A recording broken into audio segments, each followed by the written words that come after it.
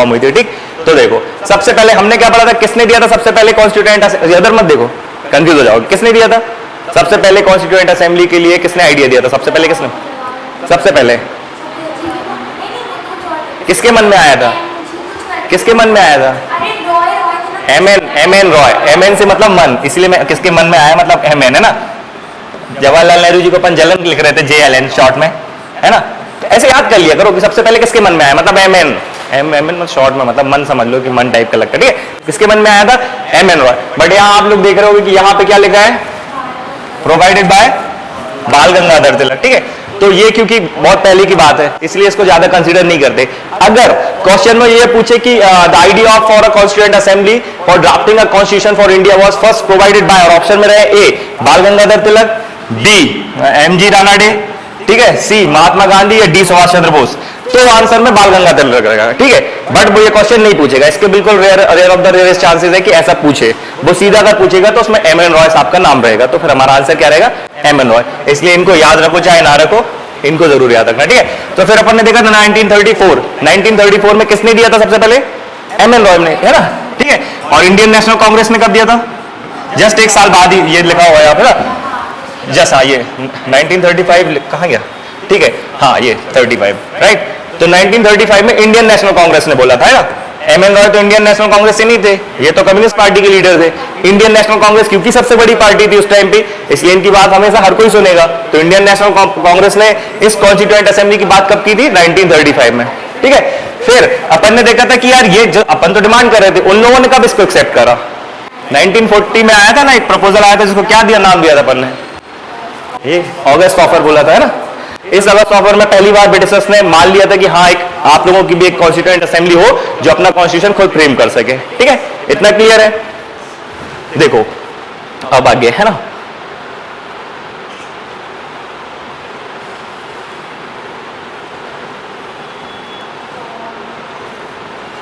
ठीक। अब the constituent assembly was form on the recommendation of cabinet mission. ठीक, 1946 में फॉर्म हुई थी, है ना। The first meeting of constituent assembly कब देखी थी अपन ने, कब हुई थी, उसको बिना देखे आप लोग बताते चलो, मैं पढ़ चल रहा हूं। ठीक है, कब पहली मीटिंग हुई थी असेंबली की, 9 दिसंबर 1946। ये डेट्स याद रखना बेटा, है ना, ये यही पूछते हैं वो एग्जाम में, 3 मार्क्स में ही पूछते हैं और प्रीलिम्स में भी यही पूछते हैं। ठीक है, और अपन ने देखा था कि इस डेट पे एक चीज हुई थी कि एक टेम्पररी प्रेसिडेंट किसको बनाया था। ठीक है, तो डॉक्टर जो सत्यनारायण सिन्हा है, इनसे एक जन ने रिक्वेस्ट करी थी, उनका नाम अभी अपन आगे देखेंगे, JB कृपलानी जी। वो JB कृपलानी जी बोलते कि आप इसको, क्योंकि सबसे सीनियर थे, तो उन्होंने बोला कि काम करो आप अभी टेम्पररी में, आगे है फैक्ट में। ठीक है, अभी लेकिन इतना याद रखो कि टेम्पररी कौन थे, सबसे पहले टेम्पररी प्रेसिडेंट कौन बने थे, सच्चिदानंद सिन्हा। किसके थे, ये कॉन्स्टिट्यूएंट असेंबली के थे। ठीक, फिर अपन ने देखा था कि सेकंड मीटिंग कब हुई थी, जस्ट 2 दिन बाद, है ना, तो 11 को हुई थी। फिर इसमें क्या हुआ था कि एक परमानेंट प्रेसिडेंट अपॉइंट हो गए थे, वो कौन थे, डॉक्टर राजेंद्र प्रसाद। इनको याद करते चलना, है ना, जो 2-3 बार पढ़ोगे ना तो याद हो जाएंगी चीजें। ठीक, इतना देखा था। फिर हमने क्या देखा था, ठीक है, एक ऑब्जेक्टिव रेजोल्यूशन लेकर के आए थे, कौन लाया था, कब लाए थे, 13 दिसंबर 1946 को ये आया था। ठीक है, इस ऑब्जेक्टिव रेजोल्यूशन में था क्या, तो ये कुछ नहीं था, अपन ने बताया, मैंने बताया था कि यार एक यही जो आगे चल के ये रेजोल्यूशन है, यही प्रीएम्बल बन जाता है ना। और अगर आप अभी अपन जब प्रीएम्बल पढ़ेंगे तो प्रीएम्बल क्या है, प्रीएम्बल समझ लेना एक आप आइडेंटिटी कार्ड है, जैसे एक अपना आई कार्ड होता है ना, चाहे आप आधार कार्ड ले लो या अपना वोटर आईडी कार्ड। उस आधार कार्ड में क्या होता है कि यार शॉर्ट में अपनी डिटेल्स दे दी जाती है, आपका नाम क्या है, पेरेंट्स कौन है, कहाँ रहते हो, खत्म। ऐसे ही हमारा जो कॉन्स्टिट्यूशन हम फ्रेम कर रहे हैं, जो बना रहे हैं, उस कॉन्स्टिट्यूशन में है क्या भैया, हमारी कंट्री का नेचर कैसा होगा, कंट्री का नेचर कैसा होगा, सोवरेन है, डेमोक्रेटिक है, रिपब्लिक है। तो ये मोटा मोटा बता दिया प्रीएम्बल ने कि हम एक जो है सोवरेन होंगे, रिपब्लिक होंगे, डेमोक्रेटिक होंगे। ठीक है, फिर ये जो कॉन्स्टिट्यूशन है, इस कॉन्स्टिट्यूशन को पावर कहां से मिल रही है, तो सोर्स ऑफ पावर क्या है इसका, है ना, सोर्स ऑफ पावर क्या रहेगा, ये बिल्कुल आप लोग अभी वो नहीं करना, सोच समझते चले। ठीक है, सब अपन प्रीएम्बल पढ़ेंगे ना, सारा कुछ देखेंगे। ठीक, अभी मैं बस ये बता रहा हूं कि ऑब्जेक्टिव रेजोल्यूशन ही जो आगे चल के यही प्रीएम्बल बनेगा। इस प्रीएम्बल का मीनिंग क्या, मतलब इसमें था क्या है, रहता क्या है प्रीएम्बल में, या उस टाइम के ऑब्जेक्टिव रेजोल्यूशन में था क्या, तो ये चीज है। ठीक, तो सोर्स ऑफ पावर रहेगा, तो हम बताएंगे कि we the people of India, है ना, कि भाई जो ये जो पावर दी है इस कॉन्स्टिट्यूएंट असेंबली को ये सब करने की, हम लोगों ने दी है, ऐसा हमने बनाया बताया। ठीक है, इस टाइप की चीजें इसमें रहेंगी, लिबर्टी, फ्रेटर्निटी, हम ये सारी बातें करेंगे। ठीक, तो ये होगा ऑब्जेक्टिव रेजोल्यूशन। कब पास हुआ, ये मतलब कब आया था ये, तो 13 दिसंबर। पास कब हुआ था, 1 साल नहीं 1 महीने। 7 है ना, ये डेट याद रखना है ना। कुछ भी पूछेगा और क्वेश्चन अच्छे से पढ़ना कि वो पूछ रहा है कि कब ये यहाँ पर रखा और ये कब पास हुआ था। पास बैच ये तो पास मतलब ऐसे पास वाला करना, लेकिन ये पास कब हुआ था असेंबली से, तो 22 को है ना, 22 जैन को हुआ था, है ना। ठीक है, ये नोट कर लिया था अपन ने सारा कुछ। ठीक, अब अपन ने नेक्स्ट देखा था कि जो ड्राफ्ट था कॉन्स्टिट्यूशन का, है ना, ये ड्राफ्ट बनाने के लिए एक कमेटी बनाई थी। उस कमेटी का नाम क्या था, ड्राफ्टिंग कमेटी। ये डेट यहाँ पे गलत है, इसको करेक्ट कर लेना। ये 48 है ना, तो इसने 48 में, जरूरी नहीं है वो अपन ने कल नोट कर लिया है, ठीक है। तो 48 में ये अपना ड्राफ्ट रखते हैं, ठीक, फाइनल ड्राफ्ट रखते हैं 48 में, ठीक है। इस ड्राफ्टिंग कमेटी के चेयरमैन कौन थे, अम्बेडकर जी थे, ठीक। अपन ने कल देखा था कि लगभग 2 साल 11 महीने और 18 दिन लगे थे इसको बनने में, है ना, काफी लंबा टाइम लगा था, ठीक। अब ये जो असेंबली थी इसको ही इंडिया की पहली पार्लियामेंट बोलते हैं। तो क्वेश्चन में पूछे कि which was the first parliament of India, तो अपन बताएंगे the constituent assembly. It is also known as the first parliament of India. क्यों, क्योंकि आज पार्लियामेंट का काम क्या है, लॉस फ्रेम करना। कॉन्स्टिट्यूशन नहीं बनाती है ना, लॉस बनाती है। तो उस टाइम पे लॉस कौन फ्रेम कर रहा था, यही असेंबली कर रही थी। इसीलिए इस असेंबली को ही फर्स्ट पार्लियामेंट ऑफ इंडिया बोलते हैं, ठीक है। और अपन ने कल देखा था कि असेंबली के 2 काम थे कॉन्स्टिट्यूएंट असेंबली के ना। हाँ, एक तो कॉन्स्टिट्यूशन फ्रेम करना, एक कॉन्स्टिट्यूशन फ्रेम करना था, और एक क्या था, ऑर्डिनरी लॉ बनाना था, है ना, ठीक है। इसकी फिर अपन ने इसकी डिटेलिंग देख ली थी कि जब ये एज अ कॉन्स्टिट्यूएंट बॉडी जब मीटिंग होती थी तब इसको कौन चेयर करता था, और ऑर्डिनरी लॉज के लिए जब वो लेजिस्लेटिव बॉडी के रूप में तब कौन चेयर करता था, ठीक है। तो इसी को फर्स्ट पार्लियामेंट बोलते हैं। क्लियर है इतना, है ना।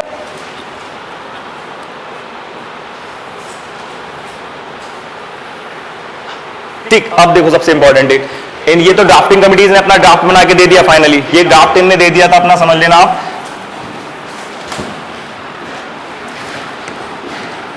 14 नवंबर से शुरू होती है इनकी लास्ट वाली रीडिंग, ठीक है, 1948। और फिर ये जाके फाइनल इसमें जब रीडिंग चलती है तो 15 नवंबर 26 नवंबर सॉरी 14 नवंबर 49 में, ठीक है, ये फाइनल ड्राफ्ट प्रेजेंट कर देते हैं। डेट या जरूरी नहीं है, बस बता रहा हूं, ठीक है, याद नहीं करना, रखना नहीं, ठीक है। तो ये ड्राफ्ट दे देते हैं, ठीक। इसलिए लिखा है कि भैया कहा गया द कॉन्स्टिट्यूशन वाज इनेक्टेड। अब देखो 14 तारीख को दिया, लेकिन 26 तारीख को इनने फाइनली इस पे क्या कर लिया, इनने साइन मतलब इनेक्ट कर दिया इसको। और फाइनली इन्फोर्स कब होगा ये, तो 26 जन 1950 को। ऐसा क्यों किया था इनने कि 26 जनवरी को इनने इसको इन्फोर्स किया था, लागू किया था। आंसू क्यों आ रहे हैं मेरे को, हाँ क्या, हाँ हाँ बोलो बोलो मेरे को सर। हाँ, ये अपन ने देखा था ना कि यार देखो 26 तारीख को तो बन गया था, चाहते तो इसी दिन इसको इन्फोर्स भी कर देते, लागू कर देते, लेकिन ये 1 महीने और इनने 2 महीने क्यों वेट करा था। हाँ हाँ, स्वराज वाला है ना। अपन ने देखा था कि यार 26 जैन को ही 1930 में, है ना, on the bank of Ravi river, है ना, रावी थी ना, रावी जो रिवर थी, ठीक है, रावी रिवर, इसके बैंक्स पर अपन ने अपना नेशनल फ्लैग होस्ट किया था जवाहरलाल नेहरू जी ने। और उसमें अपन ने बोला था कि हमें पूर्ण स्वराज चाहिए, मतलब कंप्लीट इंडिपेंडेंस चाहिए हमें। उस डे को सेलिब्रेट किया था हमने इस तारीख को। अब देखो हमें इंडिपेंडेंस कब मिल गई थी, 15 अगस्त को, है ना। तो अब ये डेट तो गई हमारी, इंडिपेंडेंट तो हम इस दिन हो गए, ये डेट बच रही थी। इस दिन हमने, क्योंकि इस दिन हमने हमारा कॉन्स्टिट्यूशन इन्फोर्स कर रहे थे, मतलब था कि यार 2 महीने अपन रुक जाए तो ये चीज हो जाएगी, और ज्यादा टाइम भी नहीं लग रहा था, बन ही जाता 2 महीने में। इसलिए अपन 2 महीने रुके, मतलब 26 को कर सकते थे, इसी को इसी दिन भी इन्फोर्स कर सकते थे, ठीक है। लेकिन अपन ये 2 महीने रुकते क्योंकि ये डेट आ जाए, तो हम हमेशा रिमार्केबल हो गए हमारे लिए, उनके लिए भी मेमोरेबल हो गए ना, कि यार इस दिन हमने पूर्ण स्वराज डे सेलिब्रेट करा था, तो वो तो कर नहीं सकते, उसकी जगह पर हम ये वाला डे, मतलब जिसको आज हम क्या, कौन सा डे सेलिब्रेट करते हैं, रिपब्लिक डे सेलिब्रेट करेंगे, ठीक है। इसीलिए हम इस डेट तक रुके थे, ना। तो इसलिए 26 जनवरी 1930 को, सॉरी मतलब 26 जनवरी 1950 को हमने इसको इन्फोर्स करा। इतना क्लियर है। हाँ, अब देखो जिस दिन ये चीज हो गई, ठीक है, ठीक, जिस दिन ये चीज हो गई, मतलब जिस दिन हमने ये इन्फोर्स हो गया, उस दिन ये जो कॉन्स्टिट्यूएंट असेंबली थी ये खत्म हो जाएगी। क्यों खत्म हो गई, क्योंकि आज भी किसी भी कंट्री में अगर कॉन्स्टिट्यूशन बनता है तो एक कॉन्स्टिट्यूएंट असेंबली अभी भी फ्रेम होती है। जैसे अभी 2015 में नेपाल का नाम सुना होगा आपने, है ना, कहाँ है, हाँ, अपने इंडिया के ऊपर है, ठीक है, नॉर्थ में लगा हुआ है, ठीक है, नेपाल। इसके साथ कभी कभी अपना डिस्प्यूट भी हुआ है थोड़ा सा भी बीच में। तो केपीओली, ठीक है। तो इस 2015 में नेपाल का कॉन्स्टिट्यूशन फ्रेम किया इंडिया ने, हेल्प करी इनका फ्रेम करने के लिए। तब भी सेम चीज हुई, क्योंकि इनका कॉन्स्टिट्यूशन फ्रेम हो रहा था तो एक कॉन्स्टिट्यूएंट असेंबली वहां पर कॉन्स्टिट्यूट की गई नेपाल में, ठीक है, ठीक है। तो उस असेंबली का काम क्या था कि नेपाल के लोगों के लिए कॉन्स्टिट्यूशन फ्रेम करना। जैसे ही वो फ्रेम हुआ तो वो असेंबली भी खत्म हो गई। अब इन केस कोई नया कंट्री निकल के आ जाता है, पाकिस्तान के और टुकड़े हो जाते हैं इंशाल्लाह है ना, तो फिर उसकी हेल्प करने के लिए अपन जाएंगे और वहां पर भी एक कॉन्स्टिट्यूशन बनाएंगे, तो फिर एक कॉन्स्टिट्यूएंट असेंबली अपन बना देंगे, ठीक है। तो इसीलिए क्योंकि इस असेंबली का काम सिर्फ कॉन्स्टिट्यूशन बनाना था, जैसे ही कॉन्स्टिट्यूशन अपना इन्फोर्स हुआ ये असेंबली भी खत्म हो गई। और अपन ने देखा कि यार कॉन्स्टिट्यूएंट असेंबली को क्या बोलते हैं अपन, पार्लियामेंट। तो इसकी जगह पर 1952 में अपन ने पार्लियामेंट बना ली फाइनली, है ना। आगे अपन देखेंगे सारा कुछ, ठीक, इतना क्लियर है।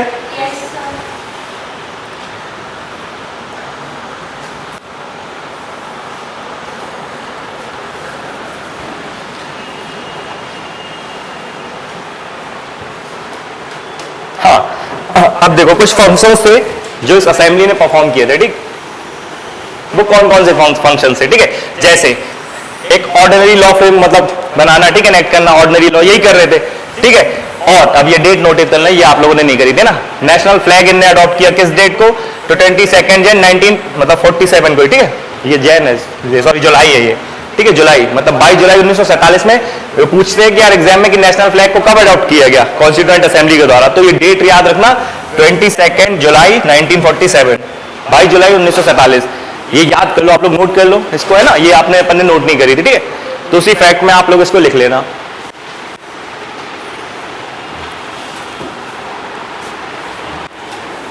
बंद करो नीचे वाली लाइट। नहीं उससे नहीं आता, पता नहीं क्यों आंसू ऐसे नहीं आ रही लाइट, हो गया।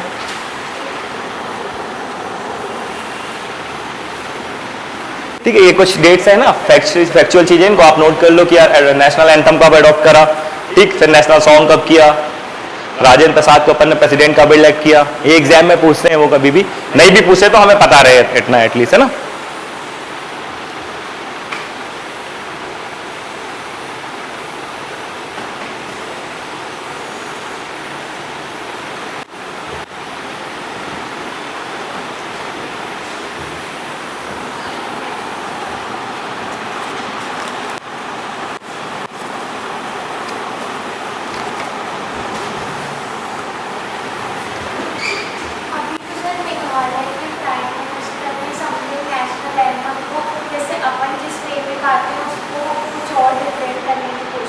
नेशनल एंथम को क्या, तो उसको क्या करने की मतलब,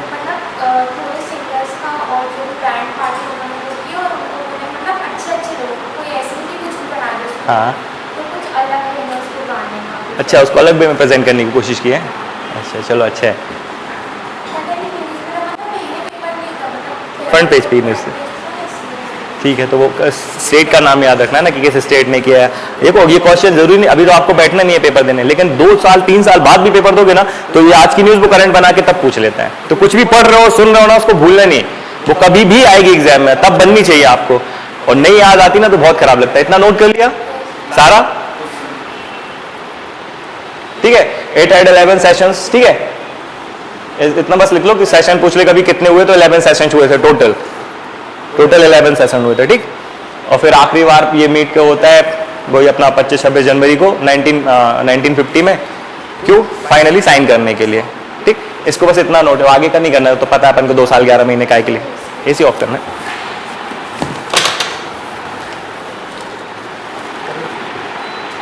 इसको बंद नहीं करना है,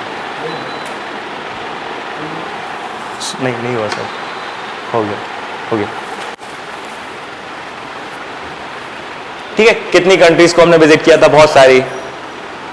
एक्सपेंडिचर नहीं पूछेगा लेकिन फिर भी लिख लो, पता नहीं कभी पूछ ले तो एटलीस्ट पता तो रहे, है ना। 64 लाख इतने रुपए जो है खर्च हुए थे इसको बनाने में हमारे को, ये बहुत होते हैं उस टाइम के हिसाब से, ठीक है। 64 लाख हो गया इतना। देखो अभी अपन ने देखा ना जेबी कृपलानी, जब मैंने बोला था सच्चिदानंद सिन्हा को बोलेंगे, ये इनको नोट कर लेते। अपन ने देखा था, इसके पहले भी डिस्कस किया था कि कॉन्स्टिट्यूएंट असेंबली को एड्रेस करने वाले फर्स्ट पर्सन कौन थे, पीटी का क्वेश्चन है। तो आचार्य जेबी कृपलानी ये, या फिर अगर डॉक्टर राधाकृष्णन रहे तो दोनों एक साथ नहीं देंगे, कोई एक ही नाम देगा, तो फिर डॉक्टर राधाकृष्णन को कर देना, राइट, ठीक है। और अगर राधाकृष्णन ना रहे तो फिर जेबी कृपलानी, ठीक है। इसको नोट किया था, तब किया था कि नहीं? नहीं तो अभी इसको नोट कर लो, है ना? तो इसको नोट डाउन कर लो जल्दी से। आचार्य JB कृपलानी, ठीक है, was the first person to address constituent assembly.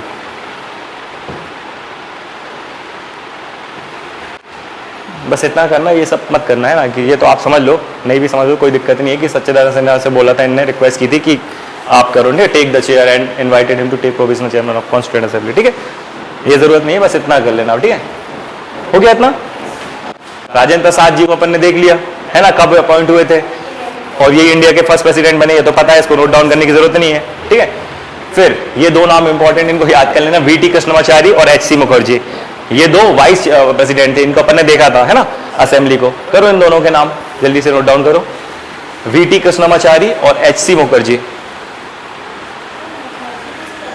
कुछ भी लिख लो, सब चलता है, नाम में कोई दिक्कत नहीं आती, जो लिखा है सब सही है। कोई शर्मा की स्पेलिंग SHARMA लिखता है, कोई SARMA लिखता है, समझ में आ जाए अपन को क्या करना, कि HC मुखर्जी थे। और क्वेश्चन इस बार यहाँ से नहीं था, ये दोनों ऑप्शन में थे, और फर्स्ट जो उन्होंने आंसर दिया था वो इनको दिया था कि HC मुखर्जी राइट आंसर। जब सेकंड टाइम उन्होंने आया तो फ्रैंक एंथनी को कर दिया था, क्योंकि उन्होंने पूछा था, ये तो थे, ये इलेक्टेड थे, ये जो दो बने थे ना, HC मुखर्जी और VT कृष्ण, ये इलेक्टेड मेंबर्स थे, वाइस प्रेसिडेंट, और वो नॉमिनेटेड थे। और ऐसे 3 एंग्लो इंडियंस हुए थे, क्योंकि सिर्फ 3 एंग्लो इंडियंस थे उस कॉन्स्टिट्यूएंट असेंबली में, और वो जो एक फ्रैंक एंथनी थे, क्योंकि हमारे जबलपुर मतलब मध्य प्रदेश से थे और नॉमिनेटेड थे, इसलिए उन्होंने पूछा क्वेश्चन। लेकिन यार किसी से नहीं बना ये, इसलिए ऐसे क्वेश्चन पे नहीं जाना हमें ये जरूर बने कि यार HC मुखर्जी हैं और VT कृष्णमाचारी, ये जरूर हमें पता होना चाहिए कि वाइस प्रेसिडेंट है, वो किसी को नहीं पता रहता, ठीक है? तो इनको नोट डाउन कर लिया। इनका नाम भी, ये भी पूछ सकता है कि चीफ ड्राफ्ट्समैन कौन थे कॉन्स्टिट्यूएंट असेंबली के, तो ये थे। एक एक चीज को गौर से पढ़ना, चीफ ड्राफ्ट्समैन पूछ रहा है, ड्राफ्टिंग कमेटी के चीफ कौन है, वो अलग है, ये चीफ ड्राफ्ट्समैन है अभी, ठीक है? अभी सेक्रेटरी आएंगे, वो अलग होंगे, एक्चुअल है, बट पढ़ना पड़ेगा यार, 1 नंबर का क्वेश्चन है, यहां से कभी भी किसी भी टाइम पूछ लेगा एग्जाम में।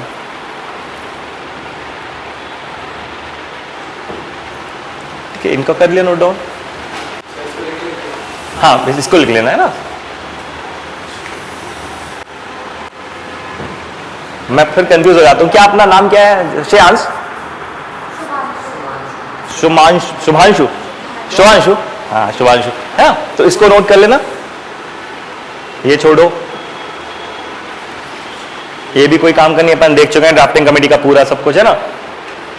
अब seal of constituent assembly of India लिखो, इसको लिखो, ये एलिफेंट थी, ठीक है? एलिफेंट वॉज एडॉप्टेड, सीधे लिख लेना डैश करके एलिफेंट, अभी मैं दिखा दूंगा कैसी दिखती थी, है ना? Seal of constituent assembly of India, dash करके लिख लेना एलिफेंट।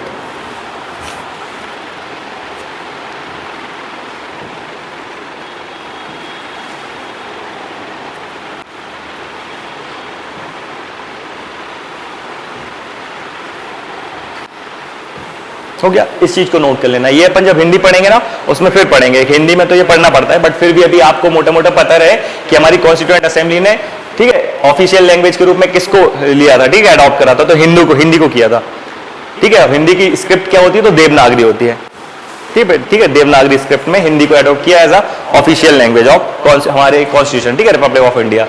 और डेट याद रखना, ये डेट, ठीक है, ये 14 सितंबर 1949 को पीटी में, सॉरी मेंस में क्वेश्चन पूछता है वो हिंदी के पेपर में, कि ये जो डेट है ये क्यों मतलब रिमार्केबल है, ये क्यों मनाई जाती है, हिंदी में पूछता है कि 14 सितंबर क्यों महत्वपूर्ण है डेट, तो आपको यही आंसर लिखना पड़ेगा कि जो, क्योंकि मतलब since on 14th of September the constituent assembly adopted Hindi written in Devanagari script as the official language of the republic of India, that's why on this day the national Hindi day celebrated और observed, ठीक है? That's why it is important, ठीक?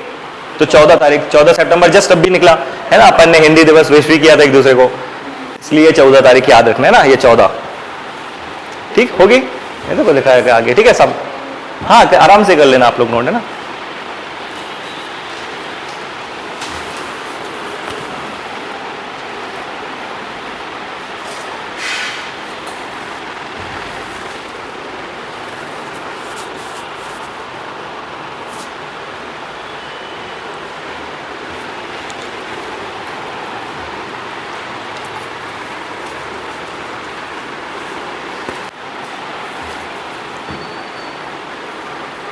ठीक है,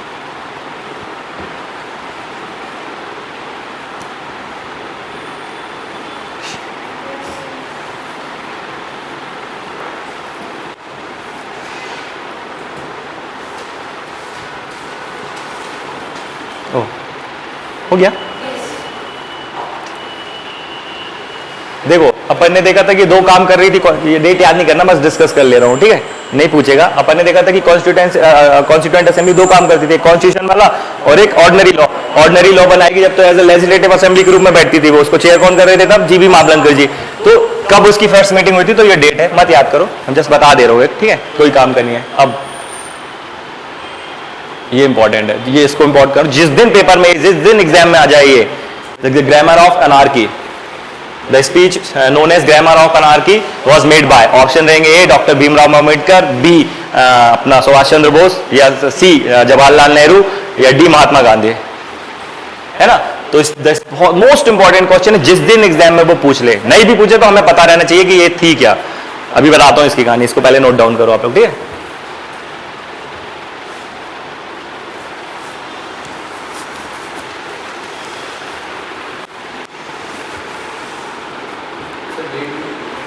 हाँ, ये date भी लिख लेना आप लोग, कुछ भी पूछेगा grammar of anarchy speech was made by, option में ये, या फिर ऑन विच डेट, तो ये डेट भी याद रखना आप लोग, ठीक है, ठीक, ये दोनों चीज याद रखना, तीनों चीजें, ठीक है। किसने दी, किस डेट को दी, सारा कुछ इंपॉर्टेंट यहां पर है।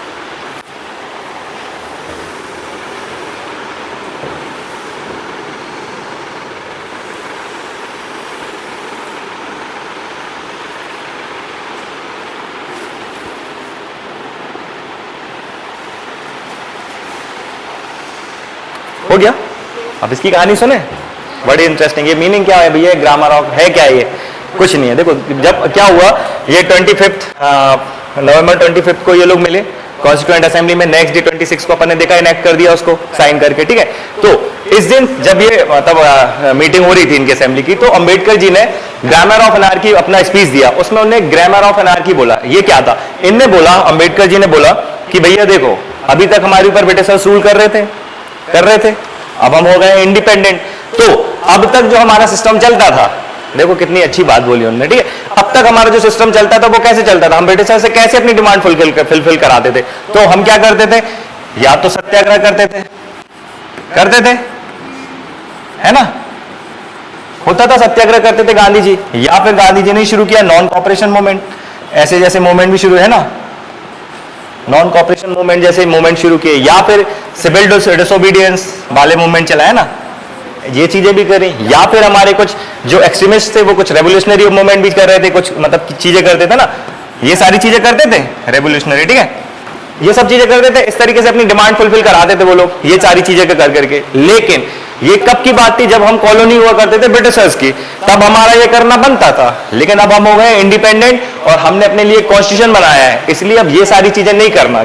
अंबेडकर जी ने लिटरली यही बोला, इसका मीनिंग यही था कि अब हम ये सब नहीं करेंगे कि अब आपको कोई अपनी डिमांड करानी है तो आप सत्याग्रह पे बैठ जाओ, धरने पे बैठ जाओ, फिर नॉन कॉपरेशन। भाई आप ही का गवर्नमेंट है ना, देश किसका है, अब हमारा हो गया, सरकार किसकी है, हमारी है ना, चाहे मोदी सरकार हो, इसके पहले मनमोहन सिंह, किसकी सरकार है, हमारी है। हम कोई पार्टी वाले तो है नहीं कि बोले नहीं बीजेपी की सरकार है या कांग्रेस की सरकार है, देश की सरकार है, वो हमारी और हम देश के नागरिक है, ठीक है। इसीलिए अब क्योंकि ये देश हमारा है, हम इंडिपेंडेंट हो चुके हैं, हम किसी की कॉलोनी नहीं रहे, इसलिए अब इस टाइप पे कोई काम नहीं करना आप लोग कि आपको अपनी डिमांड मानी है, कुछ कराना है तो सत्याग्रह करने बैठ जाओ, धरने पे बैठ जाओ, नॉन कॉपरेशन मूवमेंट जैसे मूवमेंट चलाने लगो, या कुछ रेवोल्यूशनरी अपनी कुछ कोई भी चीजें करने लगो, ऐसी चीजें नहीं करेंगे। इंस्टेड भैया आप ऑफिशियली आओ अपनी डिमांड लेकर के अपनी असेंबली में, या फिर जैसे अभी कैसे होता है, ठीक है, उस टाइम पे तो आप ये कर लो। अभी क्या करोगे, अभी आप रिप्रेजेंटेटिव अपना चूज करके भेजो, हमारे यहां से राकेश सिंह जी जाएंगे, हमारी डिमांड है कि भैया हमारे जबलपुर में ये पुल जैसे ये फ्लाईओवर बन रहा है, ठीक है, एक फ्लाईओवर बनना चाहिए, बहुत ज्यादा मतलब रस हो जाता है, बहुत ज्यादा ट्रैफिक हो जाता है, इसको कम करने के लिए एक फ्लाईओवर बनना चाहिए। ये डिमांड लेकर हम इनके पास जाएंगे, राकेश सिंह के पास जाएंगे, क्यों, क्योंकि वो रिप्रेजेंटेटिव है हमारे वहां पर पार्लियामेंट में, है ना, तो हम उनके पास जाएंगे, उनसे अपनी प्रॉब्लम बताएंगे, तो वो जाएंगे और ऑफिशियली जाके वहां से हमें जो है इसको फाइनल करेंगे और तब जाके ये बनेगा। ये नहीं कि हम यहीं बैठ कर धरने पर, नहीं, हम तो रोड, जब गाड़ी हमारे सीधे ऊपर से जाएगी, मैं लास्ट बन जाऊंगा तभी गाड़ी, ऐसे तो नहीं करेंगे, तो लीगली वे में, है ना, इस तरीके से हम अपनी डिमांड फुलफिल करेंगे, अब ऐसे मनवाएंगे, ठीक। तो ये था इसका मीनिंग, ग्रामर ऑफ अनार्की का मीनिंग। स्पीच किसने दी थी इसकी, तो अंबेडकर जी ने दी थी, किस डेट को दी थी, ये डेट याद रखना, और इसका मतलब क्या है, मेन अपन को मतलब अभी समझ लो, है ना, डेट तो आप लोग जब पेपर देने जाओगे तब तक याद हो जाएगी, 3 साल बहुत है ना, बट ये मीनिंग इनका समझते जाना कि ये मैं बता क्या रहा हूं अभी, इतना क्लियर है, ये नोट डाउन कर लिया, है ना? शिवांशु हो गया?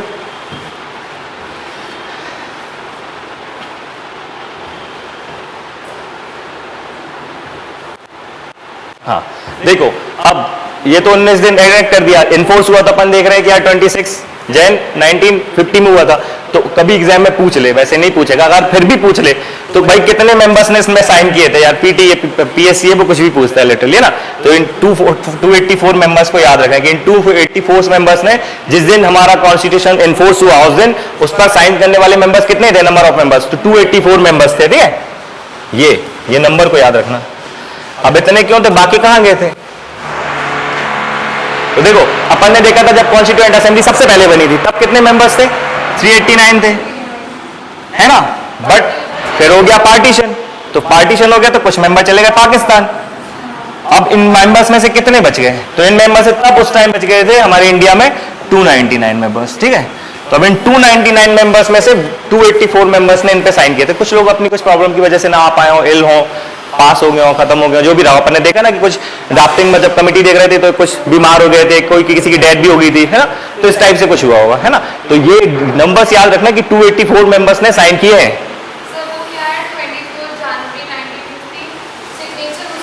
हाँ हाँ सॉरी, हाँ ये 25 है यहाँ पे, ठीक है? अगले दिन हमारा इन्फोर्स हो गया 26 को, वो डेट ऐसी है वाली, ठीक है? हाँ साइन इस पर, इस डेट पर किए थे इन लोगों ने, ठीक है? मेंबर्स ने इस पर साइन इस डेट को किए थे, ठीक है? इतना क्लियर है ना? मेंबर्स कितने थे टोटल, तो 284।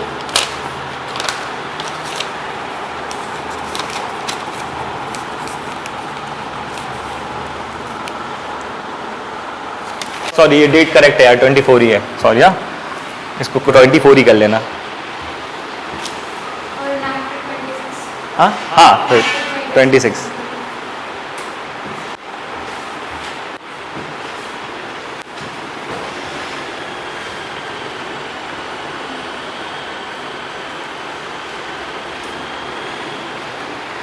ये देखो, अब यहां से भी क्वेश्चन आते हैं। जो हमारा फ्रंट, देखो फ्रंट कवर है इंडियन कॉन्स्टिट्यूशन का, फ्रंट कवर अभी मैं दिखा दूंगा, ठीक है? उसको किसने डिजाइन किया था, तो इनका नाम याद कर लेना, ये नंदलाल बोस जी का, ठीक है? ठीक है, नोट डाउन कर लेना, ठीक? तो कॉन्स्टिट्यूशन का फ्रंट पेज ये कर रहे हैं, और प्रीएम्बल को कौन डेकोरेट कर रहा है, तो ये राम मनोहर व्यवहार जी कर रहे हैं, ठीक? अभी थोड़ी सी इंटरेस्टिंग चीज दिखाता हूं आप लोग को,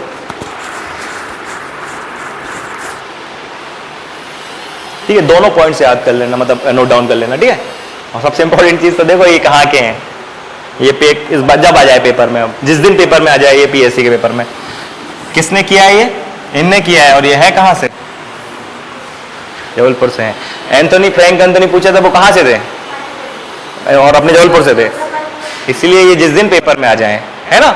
अभी तक नहीं पूछा उन्होंने, बट ये पूछ सकते हैं एग्जाम में, है ना? तो इनको नोट डाउन कर लेना और ये चीज भी कर लेना, दोनों फैक्ट्स। इनफैक्ट तीनों, इसको मत करो, इसको मैं समझा दे रहा हूं ये है क्या, ये दोनों चीजें कर लो आप।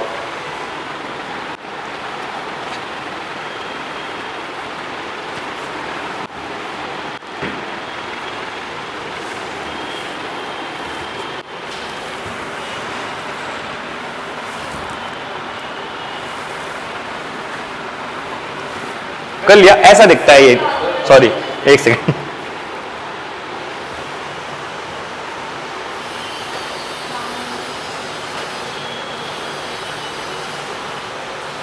अरे भैया वो खोला था अपन ने, वो कहाँ गया,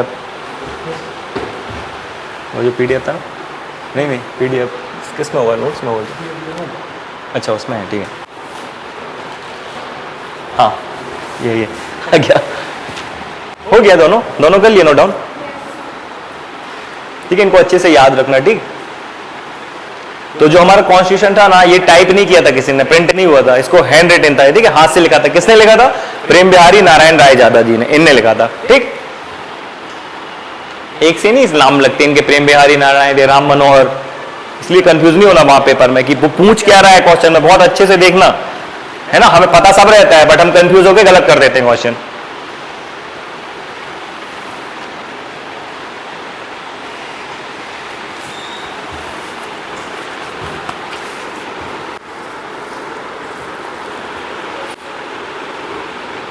ये बैठा है हमारा केबीसी का क्वेश्चन, या ये भी जिस दिन पीएससी या किसी भी एग्जाम में पूछ ले वो, ठीक क्या है देखो, इसको मत करो, करना है आप लोग को लगना है तो यहीं ब्रैकेट में यहीं पे लिख लो हीलियम फील्ड केस, तो आप समझ जाओगे क्यों। इसको यहीं पे ब्रैकेट में लिख लेना हीलियम फील्ड केसेस, ठीक है।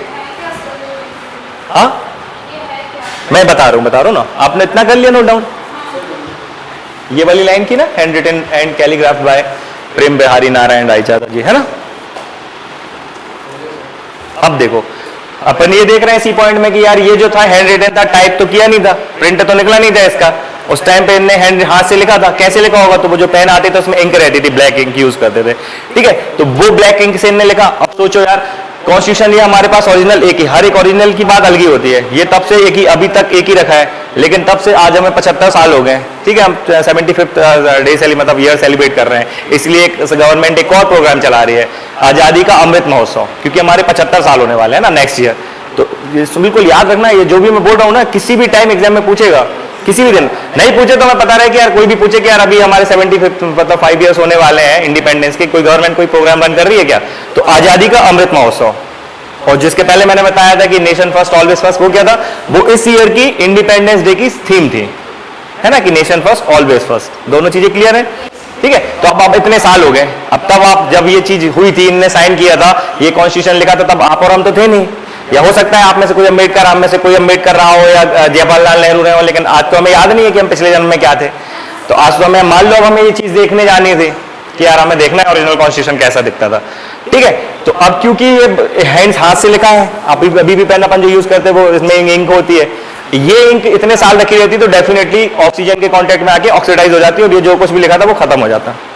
तो ये जो इतनी इंपॉर्टेंट हमारी हेरिटेज है, ठीक है, अपन जिसको हेरिटेज ही बोले, तो ये तो हमें आज देखने नहीं मिलती, ठीक है। इसीलिए इसको प्रिजर्व करने के लिए हीलियम फील्ड केस, ये देखो ये कहा गया, ऐसा दिखता है, ऐसे रखा गया है कॉन्स्टिट्यूशन को, ठीक है, ऐसा। हाँ अभी ऐसे ही आप जब जाओगे ना पार्लियामेंट में देखने के लिए तो ऐसे मिलेगा आपको रखा हुआ।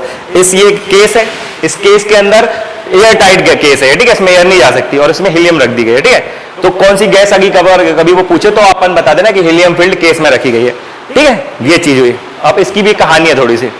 इससे पहले क्या था, इस चीज को इसको प्रिजर्व करने के लिए अभी भी अपन नेफ्थलीन की वो बॉल्स है ना आती हैं, वो यूज करते हैं ना, नेफ्थलीन वाली बॉल्स नहीं, वो गोलियां आती हैं सफेद सफेद, तो उसका यूज करते थे, ठीक है, इसको रखने के लिए। लेकिन 1994 में क्या हुआ कि उससे पहले 1991 में एलपीजी मॉडल लेता है इंडिया, अडॉप्ट करता है, ठीक है, एलपीजी लिबरलाइजेशन प्राइवेट, पढ़ेंगे अपन क्या होता है। एक मॉडल आया क्योंकि क्राइसिस आ गया था, हमारे पास पैसे नहीं बचे थे, ठीक है, तो हमें चाहिए था कि कहीं ना कहीं से इन्वेस्टमेंट आए। तो वो इन्वेस्टमेंट तभी आता जब हम वर्ल्ड बैंक के पास गए तो उन्होंने बोला भैया आप एलपीजी मॉडल है, लिबरलाइजेशन प्राइवेटाइजेशन और ग्लोबलाइजेशन करना पड़ेगा आपको। इसके पहले हमारी इकोनॉमी बंद थी, सब लोग आप लोग कॉमर्स वाले होते तो पता होगा ना कि इकोनॉमी बंद थी, इसको हमें ओपन करना था, इसलिए हमें ये मॉडल अडॉप्ट करना पड़ा। अब जैसे ही हमने मॉडल मतलब ये मॉडल अडॉप्ट किया, ये यूएस का था बेसिकली अगर बोले तो, ठीक है, तो हमारे कॉन्टेक्ट यूएस से और अच्छे होना शुरू हुए तब से। तो 1994 में यूएस में भी सबसे पहले अगर मतलब रिटन कॉन्स्टिट्यूशन अगर कहीं बना है पूरे वर्ल्ड में तो वो यूएस में बना है, उनने भी किसी तरीके से प्रिजर्व करके रखा होगा, तो वो इस तरीके से इसको प्रिजर्व करके रखते थे यूएस वाले। तो यूएस के जैसे ही हमने भी तब से 1994 से हमारे कॉन्स्टिट्यूशन को इस हीलियम पैक्ड जो केस है ना आप देख रहे हो, इसमें प्रिजर्व करके रखा है। यह है कहानी, ठीक है, ताकि अगर 500 साल और भी हो जाए और फिर अगर हम फिर से चौथा पांचवा जन्म लेकर आए और हम देखना चाहें कि यार हमारा कॉन्स्टिट्यूशन कैसा दिखता था तो हम देख सकें। कहानी इतनी क्लियर है, मजा आ रहा है कि नहीं, जिन है ना ठीक है। और ये पीटी के क्वेश्चन है, सीरियसली कभी भी पूछ लेगा वो कौन सी गैस में प्रिजर्व कर, अपने एग्जाम में तो पूछेगा, कभी कभी पता चले आप लोग कभी कोई केबीसी पे पहुंच जाए तो ये 7 करोड़ का सप्तकोटि का प्रश्न है ये, ठीक है, ठीक है, तो इसको याद रखना। तो यही बेसिक क्वेश्चन है कि पूछ रहा है पहला वर्ल्ड का रिटन कॉन्स्टिट्यूशन कहाँ का है, यूएसए। तो हमने मतलब सीखते चला था, है ना। देखो जो भी अभी मैं बोल रहा हूँ ना उसको बिल्कुल याद कर लो, हर एक चीज की डिटेल में तो अपन जाएंगे ही जाएंगे, कॉन्स्टिट्यूशन ही पढ़ने बैठे हैं अपन यहाँ पे। लेकिन अभी जो भी मैं बोलूँ, जो भी इनफैक्ट कुछ हम लोग सर भी बोलते हैं ना, कोई कभी कोई दोहा बोल दिया, तुलसीदास जी की कोई लाइन बोल दी, ये सब काम में आएगा आपको आंसर लिखने में। जब आप आंसर लिखोगे ना ऐसे, तब आपको सारी चीजें काम, और नहीं भी करोगे तो इंटरव्यू देने जब जाते हो ना तब बहुत अच्छा लगता है। मतलब यार हमारे मतलब कल्चर से रिलेटेड चीजें हैं सारी की चीज, मतलब जो अभी भी मैंने बोली कि यार कस्तूरी कुंडल वाली जो लाइन बोली थी ना, है ना, ये कभी आप किसी को समझाना हो तो बोल दो, कि भैया यार तुम्हारे पास, जैसे आपने देखा होगा रामायण में एक आता है जब सुंदरकांड खत्म होने वाला रहता है, तो सॉरी शुरू होता है, तो गांधी जी को मतलब बोलते हैं कि यार लंका कौन जाएगा, कौन जाएगा लंका, तो सब पीछे होने लगते हैं। तो जामवंत जी देखते हैं कि यार हमारे बीच में इतने शक्तिशाली हनुमान जी आप बैठे हो और आप सबसे पीछे भाग रहे हो, आप क्यों नहीं आगे आ रहे? तो वो क्यों नहीं आगे आ रहे थे? क्योंकि उनको श्राप दिया था एक ऋषि ने बहुत पहले, अगर आप लोग को पता हो कहानी, भगवान को श्राप दे दिया था। वो छोटे थे तो बहुत मस्ती करते थे, बच्चे करते हैं, तो एक ऋषि के पास जा जाके, हाँ एक ऋषि के पास जा जाके बहुत मस्ती कर रहे थे, तो उन ऋषि ने गुस्से में आके उनको श्राप दे दिया था कि मतलब आप अपनी सारी शक्तियां भूल जाओगे। तो भगवान भूल गए, लेकिन फिर उनको छोटा थे, बच्चे थे, तो उनको थोड़ी सी दया आई, तो उन्होंने बोला ठीक है आप भूल जाओगे, लेकिन जब कभी कोई आपको कोई बहुत अच्छा मतलब इंसान आपको याद दिलाएगा तो आपको याद आ जाएगी, जब एक टाइम आएगा सही। तो वो टाइम आया जब भगवान को लंका मतलब समुद्र पार करके लंका जाना था, ठीक है, और कोई था नहीं, इतना बड़ा समुद्र कौन पार करता, हनुमान जी करते। तो उस टाइम पर जामवंत जी जो सबसे सीनियर लीडर थे हमारे उस टाइम पर राम जी की सेना के, उन्होंने भगवान को राम मतलब इनको याद दिलाई थी, ठीक। तो वही वाली चीज है कि भाई आपके अंदर सारी पावर है, कस्तूरी कुंडल वसे नग ढूंढे वन माई, वैसे ही मतलब आपके पास सब कुछ है, लेकिन हम यहाँ वहां ढूंढते फिर रहे। हनुमान जी खुद पता चले जामवंत जी के पास चलेगा कि आप ही चले जाओ, हमसे तो नहीं हो पाए। जामवंत जी भी चले जाते हो, हिस्टोरिकल चीज है, लेकिन वो बेचारे अब क्योंकि बहुत ज्यादा बूढ़े हो गए थे, तो उनका यह था कि चले तो जाएंगे लेकिन आ नहीं पाएंगे हम। तो कौन जा सकता था? सिर्फ हनुमान जी जा सकते थे, ठीक है। तो मैं ये कहानी क्यों रिलेट कर रहा हूँ, तो मतलब जो कुछ भी बोलूँ ना नोट डाउन कर लिया करो, कुछ भी। एक टॉपिक केवल हनुमान जी पे लेंगे, दुनिया का बेस्ट सिविल सर्वेंट का एग्जांपल मुझे तो हनुमान जी सबसे बेस्ट, बताएंगे कैसे करेंगे कैसे? ठीक है। तो इतना क्लियर हुआ है ना। तो देखो, तो अपन ने इसलिए से ये सारी चीजें करी थी, ठीक है, इतना क्लियर है। चलो आगे मूव करें, है ना।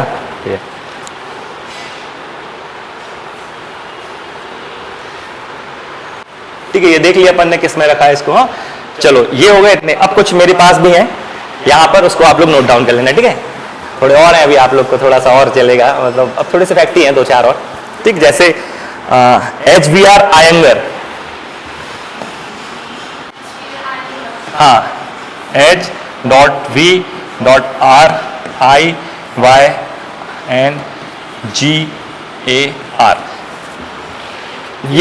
ये कौन थे, है ना। तो ये secretary to the constituent assembly, ये कॉन्स्टिट्यूएंट असेंबली के सेक्रेटरी थे, ठीक है, आयंगर जी, ठीक है। एग्जाम में पूछेगा कि इसके सेक्रेटरी कौन थे कॉन्स्टिट्यूएंट असेंबली के, तो ये थे।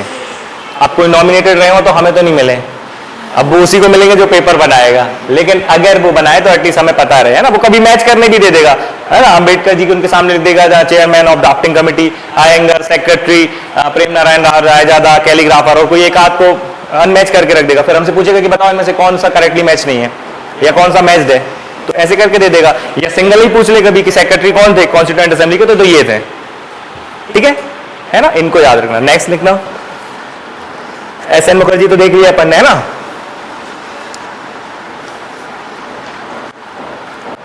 Sir BN Rao, BN Rao को नोट किया था कि नहीं, है ना, कि कॉन्स्टिट्यूशनल एडवाइजर थे ये कॉन्स्टिट्यूएंट असेंबली के, BN राव कर लिए थे, ये 3 मार्क्स में पूछ चुका है ना। इसको 3 मार्क्स में भी उनने पूछा है, BN राव। किसी को भी पूछ लेंगे वो, आयंगर HVR आयंगर दे देंगे 3 मार्क्स में लिखने के लिए, पॉलिटी में आप लिखो तो। हाँ वो देते हैं, ये देते हैं, क्योंकि ये लिखेंगे, इतना ही बहुत है, इतना ही नहीं पता रहता। और आप क्या लिखोगे, आप क्या सेक्रेटरी थे और क्या, इतना तो इतना ही मेरे को पता है। क्वेश्चन में सीधे अगर उन्होंने नेम पूछा तो नेम पे मार्क्स मिलेंगे आपसे, मिलेंगे। आपको अगर अपना इंप्रेशन अच्छा दिखाना है, जैसे उन्होंने पूछा कि यार BN मतलब कॉन्स्टिट्यूशनल एडवाइजर कौन थे, संवैधानिक सलाहकार कौन थे, तो हम क्या लिखेंगे कि BN राव थे। फिर लिखेंगे कि बाय विच जिन्होंने कच्चा प्रारूप जो बनाया उस पर क्या बनी, ड्राफ्टिंग कमेटी बनी, जिससे हमारा कॉन्स्टिट्यूशन फाइनली फ्रेम हुआ। तो ये आपकी अगली लाइन ये क्या दिखा देगी, उसको आपका नॉलेज दिखा देगी। 3 मार्क्स तो पहले में भी मिल जाएंगे उतने लिखने पे, लेकिन अगर आप ये चीज लिख देते हो कि इस कॉन्स्टिट्यूशन एडवाइजरी कमेटी ने जो ड्राफ्ट तैयार किया उस पर ड्राफ्टिंग कमेटी मतलब इन्हें जो फाइनली सर ने पढ़ाया 250+ आर्टिकल एज इट इज आ गया, तो आप अगली लाइन लिख दो कि इनकी एडवाइजरी पे जो कॉन्स्टिट्यूशन बना उस पर ही क्या हुआ, ड्राफ्टिंग कमेटी बनी और फाइनलाइज हो गया हमारा कॉन्स्टिट्यूशन। ये एडवाइजर थे, तो इन्होंने 250+ आर्टिकल एज इट इज आए हैं जो इन्होंने बोले थे, समझ लो। अकेला बंदा और फिर 7 लोग उस पर डिस्कस करने बैठे। ये बहुत ब्रिलियंट थे, ब्यूरोक्रेट थे ये जो थे ना BN राव, ये ब्यूरोक्रेट थे। और जो जितने भी हम पॉलिटिशियन मतलब जितने भी लोगों को देखा हमने 7 मेंबर्स देखे, वो सारे पॉलिटिशियंस थे। तो एक प्रॉपर्टी होती है, अभी आप लोग पब्लिक एड जब पढ़ोगे ना, अभी तो नहीं, 1 साल बाद पढ़ोगे, तो पब्लिक एड में जो हमारे ब्यूरोक्रेट्स होते हैं उनमें एक प्रॉपर्टी होती है, उसको बोलते हैं यूनैनिमसली। ये अरे क्या बोलते हैं, यूनैनिम, अरे यार मतलब अनामता बोलते हैं उसको, याद नहीं आ रहा मेरे को एग्जैक्ट वर्ड, मतलब काम आप करते हो, मीनिंग उसका ये कि काम आप करते हो लेकिन नाम किसी का और हो रहा है, करते हो तुम कन्हैया मेरा नाम हो रहा है, वो वाली कहानी रहती है। मतलब लॉस आज भी फ्रेम कौन करता है, ब्यूरोक्रेसी करते हैं, बट उसको प्रेजेंट कौन करता है, मतलब पॉलिटिशियंस करते हैं, है ना। तो ये चीज होती है, वो मेरे को अभी याद नहीं आ रहा, याद आ जाएगा मैं बता दूंगा क्या कहते हैं। तो वही चीज सेम BN राव जी के साथ थी, थे ब्यूरोक्रेट इसलिए उनका नाम उतना ज्यादा नहीं आता। फिर बाकी आता है किसका, बाकी जो मेंबर्स हैं उन लोगों के, कि उनने कॉन्स्टिट्यूशन बनाया। बट जो एक मोटा मोटा बना के देते हैं ना कि ऐसा बनना चाहिए, वो इन्होंने दिया गया था, ठीक है। उसको बोलते हैं अपन रॉ ड्राफ्ट या कच्चा प्रारूप संविधान का। संविधान का रॉ मतलब ड्राफ्ट किसने फ्रेम किया था, तो इनने SN मतलब SN राव ने, सॉरी BN राव ने, है ना। SN मुखर्जी से कंफ्यूज हो रहा हूँ मैं, कहाँ ऊपर लिखा था वो, ठीक है। तो चलो अगला नोट डाउन करना आप लोग, the calligraphy of Hindi version, Hindi version, the calligraphy CALLIGRAPHY, the calligraphy of Hindi version of the original constitution was done by बसंत कृष्ण वैद्य।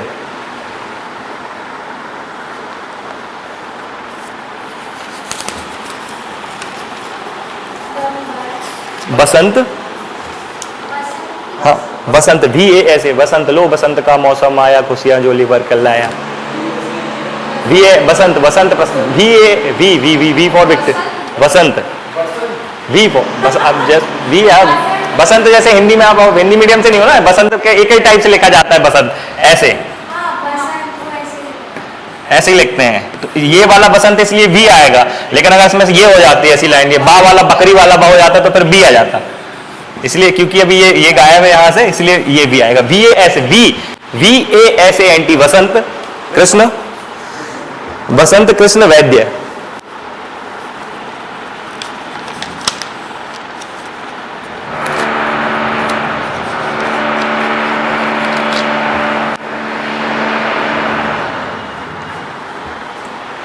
ठीक, सेकेंड लास्ट फैक्ट है कि India ratified its membership, India ratified ratified ratified करना, approve कर देना एक तरीके से, ठीक है। India ratified its membership in Commonwealth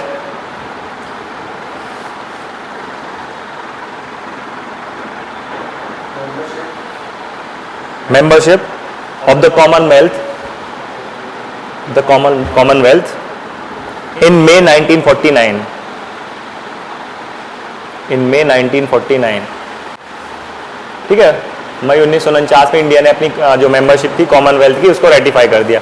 Commonwealth क्या था वो अपन ने डिस्कस कर लिया है, क्यों कामाक्षी, कॉमनवेल्थ क्या था? हाँ गेम्स तो होते हैं, लेकिन कॉमनवेल्थ था क्या अपन